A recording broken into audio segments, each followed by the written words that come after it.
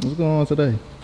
So today we are going to show you how to make carbon fiber. They can be splitter rods, or we're going to use them as diffuser mounts. I will make the splitter rods in the future. And then also explain to you how to set up a diffuser and why we built this diffuser like we did. So this is the full track-spec extra large diffuser. Now that I have the full thing set up, I'm going to start putting these on Industrygarage.com. By the time this posts, this will be up on the website, so if you want to check it out. Basically, what we're going to have is this center section is the medium and large diffuser. Medium will just be this cut down a little smaller, so we'll have smaller fins. This opening will be about 1 inch shorter, and then also 2 inches shorter in length. And then if you want to upgrade it, you can upgrade it to the extra large, which has the outer tunnels here.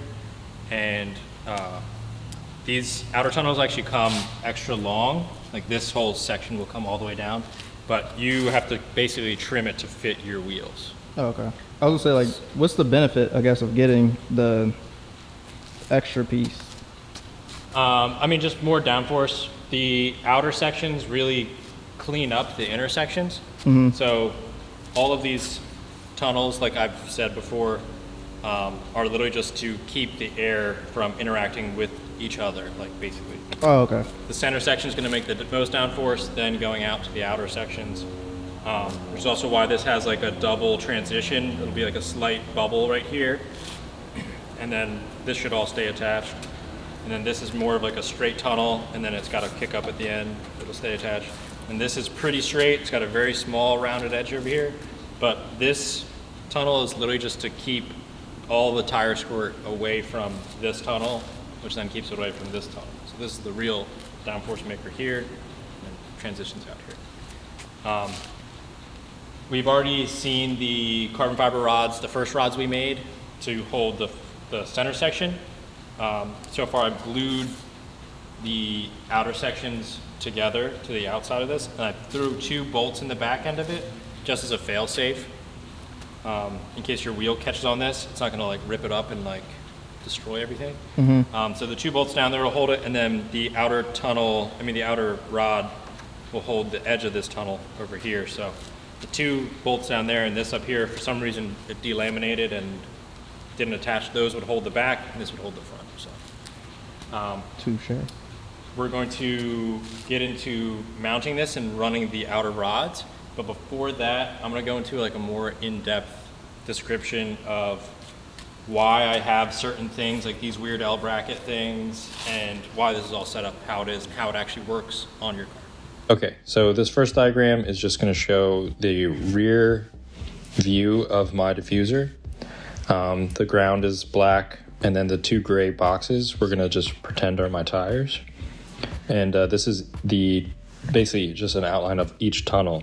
And we're going to show an example of how the little tunnel, like the strakes on the diffuser work, and why I added in the L-shaped tunnel sections. Okay, so I added in a little very crude animation of what happens at the end of the actual diffuser tunnel strakes. So the strakes actually create little vortices underneath them, but they're actually offset to one side depending on what direction the flow is going. So the way that this actually works, the tire squirt from the tire will actually end up in the outer tunnel, and then, which is depicted by the red dirty air, and that will actually get sucked up by one of the vortices on the end of the strake going into the middle 2 tunnels, which will then get sucked up by another vortice, basically dirtying up the air for the entire diffuser. And basically what you can do to fix that is this. You can see the L-shaped fins that I've added in the outer 2 tunnels, and they're facing outwards towards the tire for a reason. Basically at the very tip of the L, it's going to create a vortice that's facing down instead of the opposite direction that all the other ones are.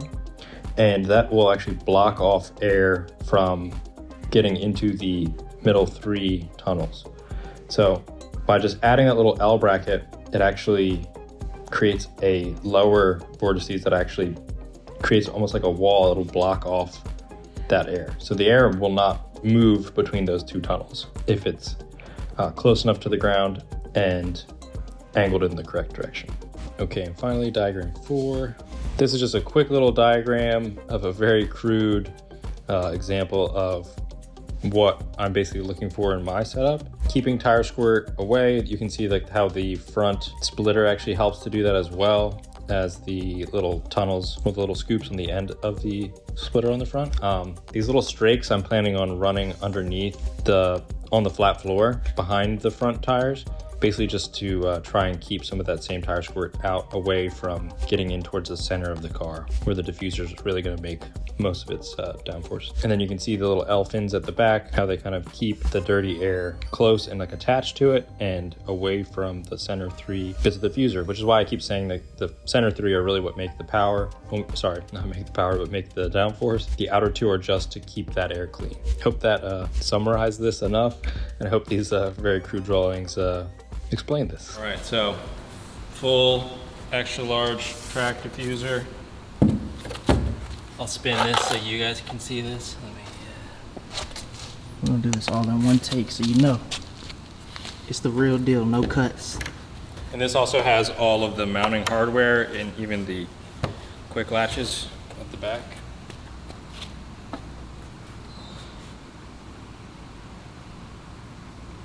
So a little, just barely under 13 pounds.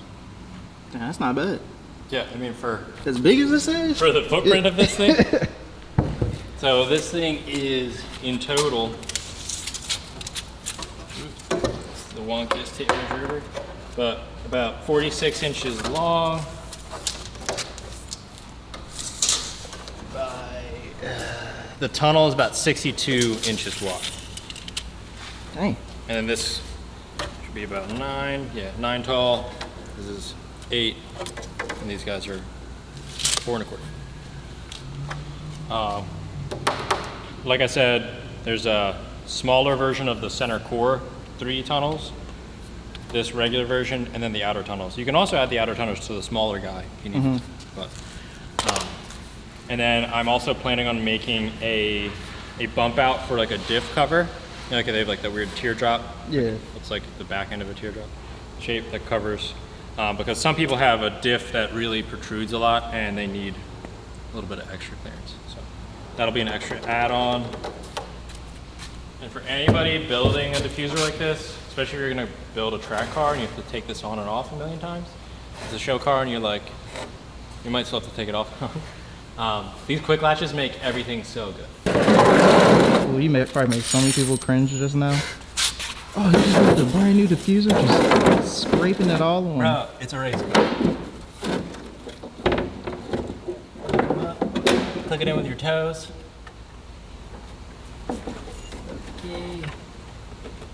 Okay, so you've already seen this outer rod, inner rod.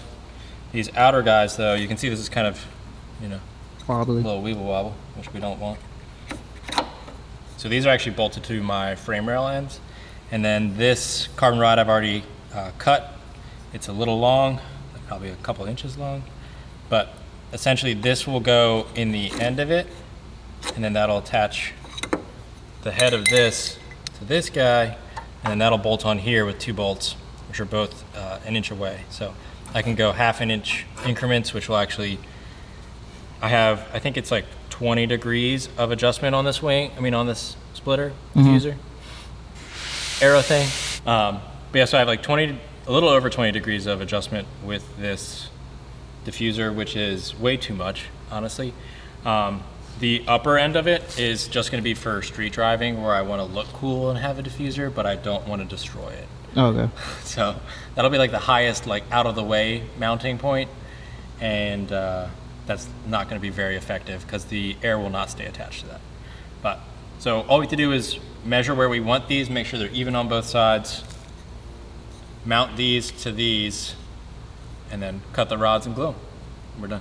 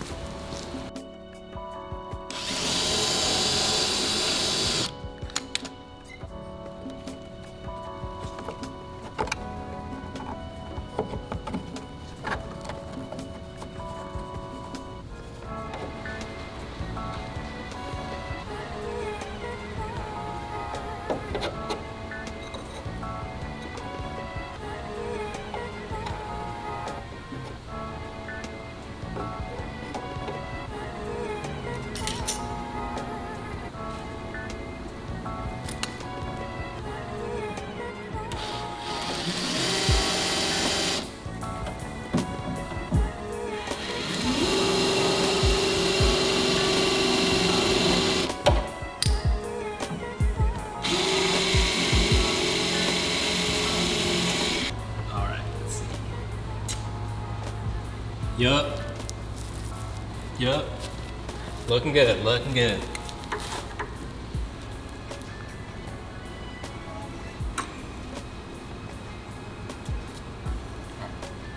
Let's go cut these.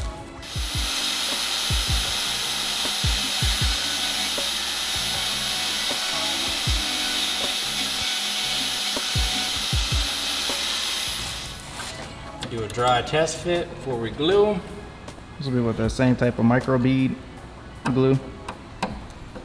Yep, like that 3M 2-part epoxy, mixes 50-50, and then them little micro bead guys. So I rolled up a piece of 40 grit, shove it in there.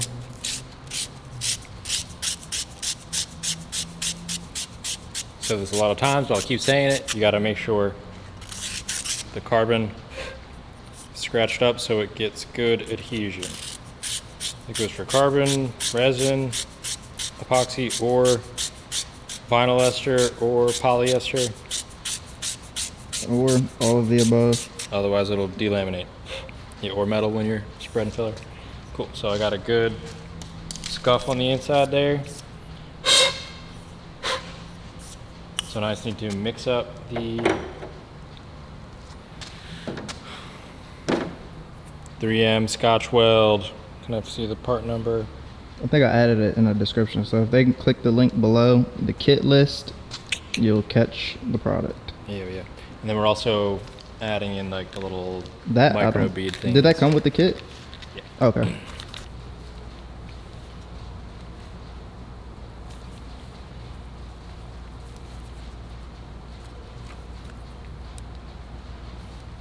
Is there like a specific ratio for this, or? About 50-50. Okay.